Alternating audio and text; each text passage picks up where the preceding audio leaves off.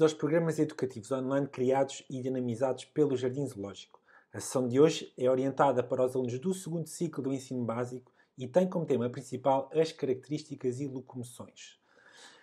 Se para além disso sempre quiseste ser um verdadeiro explorador da natureza e ajudar o Jardim Zoológico nesta importante missão que é a conservação, então estás de certeza no sítio certo.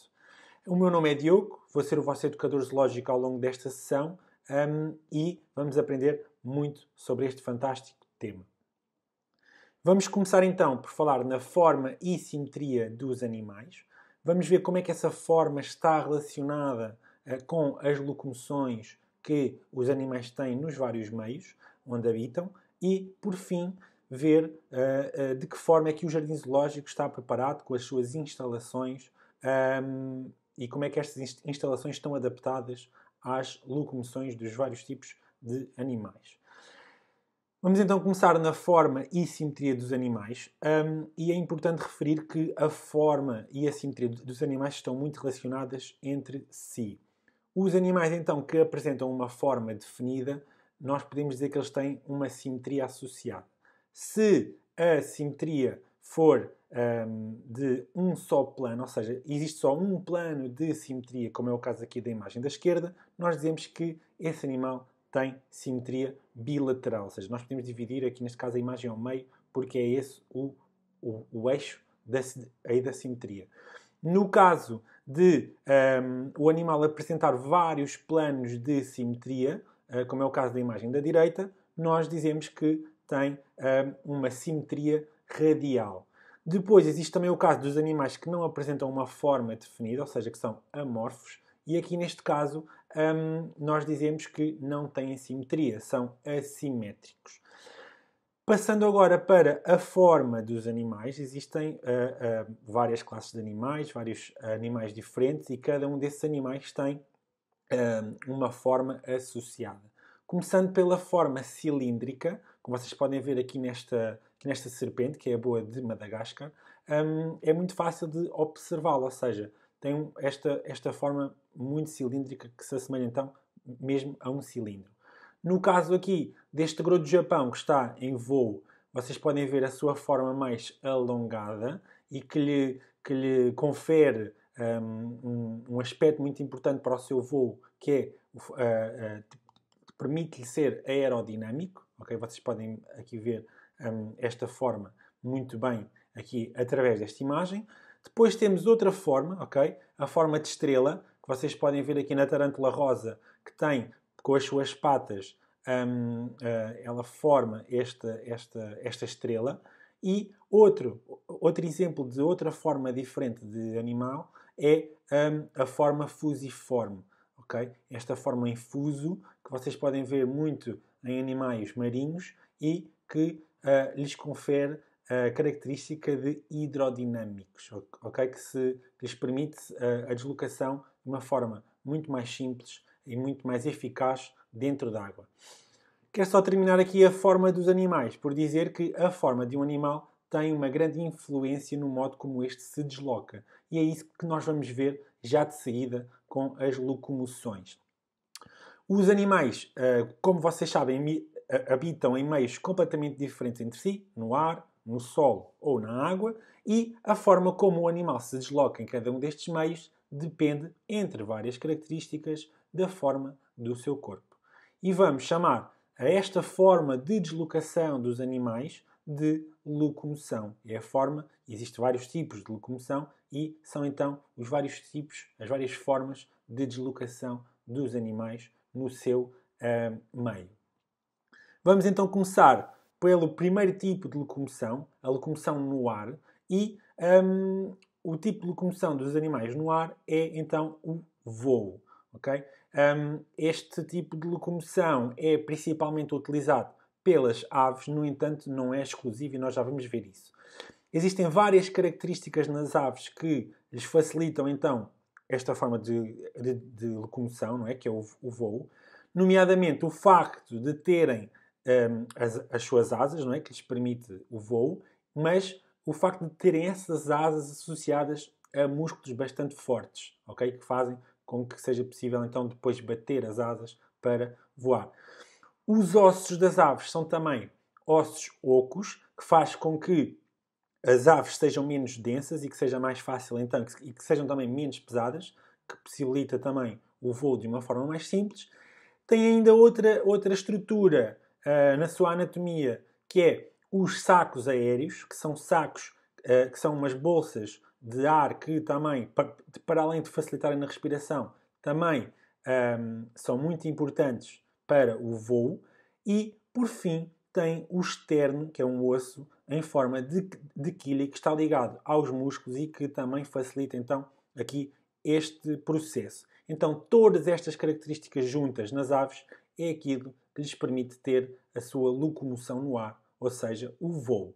Como eu disse, este tipo de locomoção não é exclusivo das aves. Existem também, por exemplo, aqui os morcegos, que vocês sabem que são mamíferos e que também voam. Okay? Aqui neste caso também apresentam asas, mas aquilo que lhes possibilita então o seu voo, estas asas são formadas por uma membrana alar, é o seu nome. E então, basicamente, é uma pele que liga os membros posteriores aos membros anteriores e que lhes permite se deslocar aqui desta forma. A sua locomoção também ser o voo.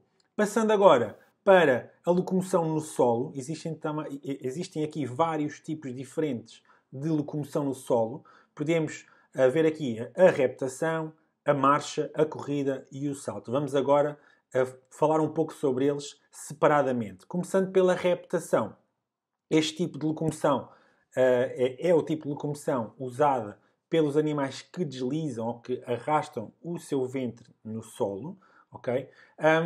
E vocês têm aqui um exemplo que é perfeito disso, não é? Neste caso, a pitão reticulada, que utiliza este tipo de locomoção.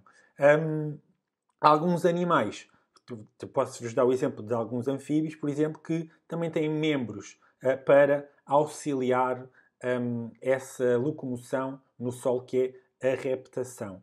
E como vocês viram, ou seja, os anfíbios também usam esta locomoção. Também tem alguns mamíferos, como é o caso, por exemplo, da foca, também usa este tipo de locomoção para se deslocar no solo. Então, não é exclusivo dos répteis. Depois temos outro tipo de locomoção no solo, que é a marcha. Este tipo de locomoção é uma locomoção lenta e, no caso dos mamíferos, existem alguns que apoiam desde o calcanhar até à ponta dos dedos, ou seja, toda a planta do pé encontra-se apoiada no solo. Nós temos um caso perfeito disto no jardim zoológico, que é o urso pardo, que vocês podem ver aqui na imagem. A estes animais que apoiam toda a planta do pé no solo, nós chamamos plantígrados, ok? É o nome destes animais. Depois temos a corrida, que em comparação com a marcha é um tipo de locomoção mais rápida, ok? E para permitir então esta maior velocidade, alguns mamíferos apoiam então apenas os dedos no solo, ok? Temos um exemplo que é perfeito aqui deste tipo de locomoção, que é o caso dos felinos, ok? E a estes animais que apoiam apenas os dedos no solo, nós chamamos de digitígrados. Temos ainda mais animais e mais especificamente mais mamíferos que usam este tipo de locomoção, a corrida, e existem alguns que então apoiam apenas a extremidade da pata no solo, ok? Que a estes animais nós damos o nome de ungulígrados. É uma palavra um pouco mais complicada, mas é então os ungulígrados. E aqui neste caso nós temos o exemplo da zebra, por exemplo. Podemos trazer também aqui o cavalo, que neste caso só apoiam a ponta da sua pata no solo, que esta ponta da pata, esta extremidade da pata, está protegida por um casco. Não são só os mamíferos, como vocês sabem, que usam esta locomoção. Nós temos também as aves, e existem aves que são as chamadas aves corredoras, que utilizam também este tipo de locomoção. Têm umas patas muito longas e conseguem até atingir velocidades muito consideráveis. Outro tipo de locomoção, e é o último tipo de locomoção no solo que nós vamos falar, é então o salto. Neste tipo de locomoção, os membros posteriores são maiores do que os membros anteriores e funcionam como se fossem uma mola, ok? Até quando estes animais estão em repouso, os seus membros posteriores funcionam, estão em forma de Z, ok? Estão em repouso. Nós temos aqui dois exemplos de animais que usam este tipo de locomoção no solo. Aqui neste caso, o coelho bravo e a rã-tomate. Depois existe ainda este exemplo, vocês já conhecem bem, que é o canguru de Bennett, que também usa este tipo de locomoção e que nós já vamos ver mais à frente este tipo de locomoção em prática. Passando para a locomoção na água, nós temos como principal forma de locomoção, então, a natação. E esta natação é utilizada por vários animais de classes muito diferentes. Cada classe, então, apresenta uma adaptação diferente a este tipo de locomoção. No caso das aves, como é o caso aqui do pinguim do cabo, estes animais estão completamente adaptados à natação e essas adaptações passam por terem membranas interdigitais, ou seja, são membranas que se situam nas patas entre os dedos aqui deste animal e que facilitam então a natação. Depois tem também as suas asas que estão adaptadas, não é? Que funcionam como barbatanas para dar impulsão, ou seja, para o impulso dentro de água. Temos também, no caso dos mamíferos, apresentam um corpo hidrodinâmico, como eu já falei há pouco, graças à sua forma, não é? À forma do seu corpo ser fusiforme, não é? E usam, e aqui neste caso tiram partido das barbatanas para não só o impulso, mas também para fazerem aquelas rápidas mudanças de direção que nós conhecemos bem que estes animais fazem dentro d'água. Aqui, para terminar a natação, vou ainda falar de outro exemplo, dos peixes, e também apresentam o corpo hidrodinâmico. Em termos de adaptações deste animal à locomoção na água, apresentam escamas orientadas, ou seja, da frente para trás, que permite e que facilita a sua locomoção dentro da água, e ainda têm barbatanas, sejam elas dorsais, peitorais, que possibilitam o impulso do animal dentro da água, a mudança de direção, o equilíbrio. Ou seja, são animais também que estão perfeitamente adaptados a este tipo de locomoção. Existem ainda outros dois tipos de locomoção na água que eu quero chamar a atenção. Aqui no lado esquerdo vocês podem ver um polvo que usa a propulsão para se locomover dentro da água e que funciona quase como se fosse um jato de água que é expelido pelo animal e que faz com que se desloque muito rápido. Temos também a flutuação, que é usada por este ser vivo que se chama Nautilus e aqui neste caso vai encher algumas cavidades que tem no interior do seu corpo de ar para poder aqui neste caso flutuar na coluna de água. Para terminar, vamos ver como é que o Jardim Zoológico se preparou para os vários tipos de locomoção que os animais apresentam. Quero chamar a atenção para o facto de todas as instalações dos animais se encontrarem adaptadas ao tipo de locomoção daquele animal em específico. Ou seja, todas as instalações respeitam este tipo de locomoção.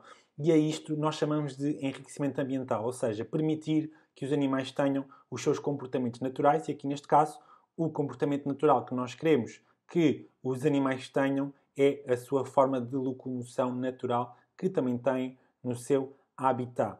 Aqui, como primeiro exemplo, eu trago o gibão de mãos brancas, que é um animal que habita no topo das árvores. É lá que faz a sua locomoção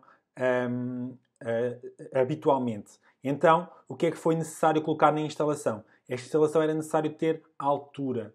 E então foram colocadas várias plataformas em altura e várias cordas a ligar estas várias plataformas que existem então na instalação. E vocês podem ver aqui, através do vídeo, que é isso que acontece. Ou seja, os animais estão a usar um tipo de locomoção que se chama braquiação e que usam estes membros muito longos que têm para se pendurarem e para se deslocarem na instalação, para irem buscar a sua alimentação, para irem para os seus abrigos, e usam então estas cordas e estes troncos para terem então este comportamento natural de locomoção. Depois existe também outro tipo de locomoção no solo, e que eu já falei hoje, que é o salto, que é usado pelo canguru de Bennett. E aqui neste caso a instalação está muito bem preparada para esta locomoção, para o salto. Nesta instalação, na instalação dos cangurus, o solo é irregular, ou seja, não é todo liso, e tem vários obstáculos no caminho, sejam eles troncos, sejam eles pedras, como vocês podem ver aqui na imagem da esquerda. Estes troncos, estas pedras, ou seja, estes obstáculos, vão fazer com que o animal seja estimulado a ter este comportamento natural de salto, como vocês vão poder ver aqui na imagem da direita, que é um vídeo a ilustrar esta locomoção através dos saltos. Estes obstáculos podem ser sempre mudados de sítio por parte dos tratadores e que vai fazer com que os cangurus continuem então a usar o seu salto. Quero chamar também a atenção que existem animais que podem ter dois tipos de locomoção diferentes. Isto se habitarem em dois meios diferentes. Aqui no caso do pinguim do cabo, que habita em costas rochosas, mas que é sempre perto de água, então ele tem dois tipos de locomoção. A marcha para quando está no solo e a natação quando está na água. E tem então as tais adaptações à sua locomoção na água, que estão aqui identificadas por estas setas, as suas barbatanas, que são as suas asas adaptadas, e também as membranas interdigitais, que vocês também podem ver aqui no ecrã. À direita, vocês podem ver de que forma é que as suas barbatanas e as membranas interdigitais são usadas para a natação dentro de água. Temos também a locomoção no ar, e que é muito fácil de observar esta locomoção no ar no jardim zoológico durante a apresentação das aves em voo livre. E aqui existem várias espécies diferentes de aves que fazem então os seus voos, e eu aqui trouxe um exemplo da coruja do mato tropical, que faz aqui um pequeno voo para vocês observarem. Espero que tenham gostado então aqui desta sessão. A próxima sessão é sobre adaptações e comportamentos, e eu convido-vos já a assistir a essa sessão onde vamos falar das principais adaptações dos animais ao seu habitat e também de alguns comportamentos naturais que têm. Obrigado por terem assistido e por terem participado em mais uma sessão dos programas educativos online. Se tiverem alguma questão, podem enviar e-mail para pedagogico@zoo.pt, ou, se quiserem também consultar mais informações, podem ir ao nosso site www.zoo.pt, onde têm também uma vasta coleção de recursos pedagógicos que podem usar, não só em casa para estudarem, mas também na escola com os vossos professores. Obrigado.